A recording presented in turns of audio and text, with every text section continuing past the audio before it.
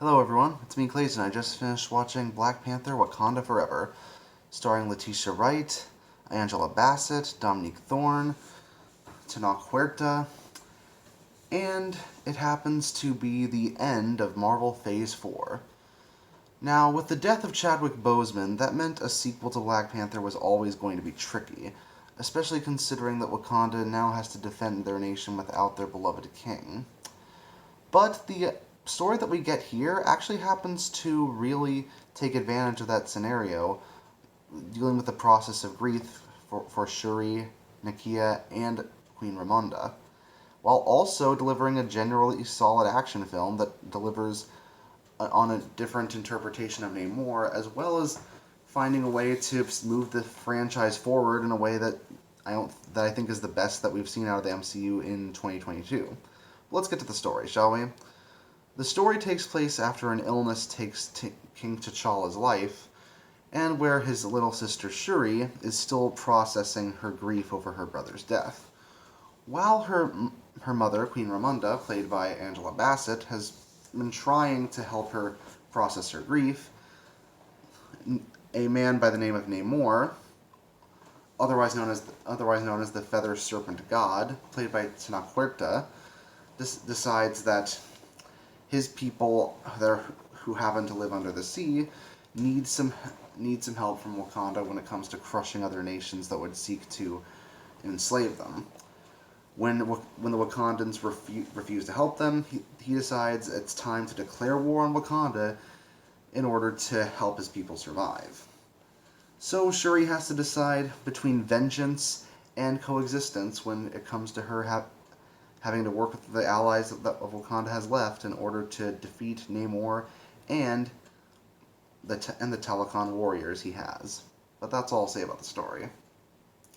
While Namor the Submariner is a lot different in the comics, I like the overall idea that they have for him in this film, especially since it's based a lot off of Mayan and Mesoamerican mythology.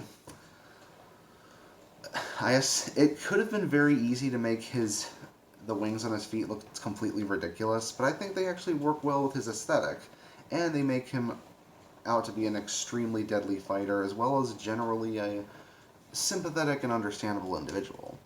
Even if I do think his backstory takes a bit long to actually get to the interesting stuff.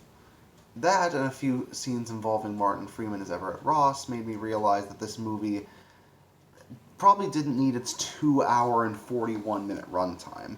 There are parts where the movie does drag because of that, and I could have taken out 15, maybe 20 minutes, especially towards the end, to make the film flow a bit better when it comes to its pacing.